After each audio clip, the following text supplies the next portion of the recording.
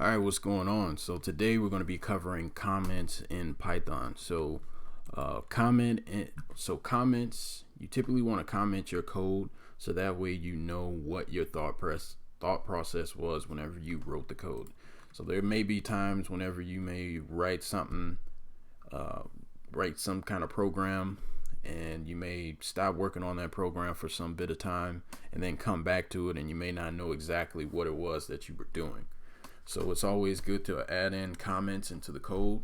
And then, so the way that the program or IDE or compiler works is that it will skip a comment and then go to the next line of code.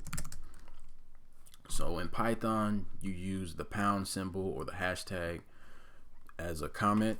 And so this is a comment. So anything that comes after this hashtag is considered a comment.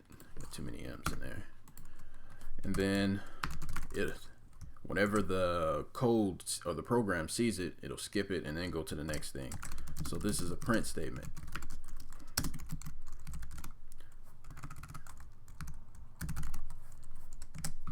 All right, so let's go ahead and run this. So as you can see here, it skipped the comment, and then went ahead and printed out the next line of code that was in the program. So that is a comment in Python.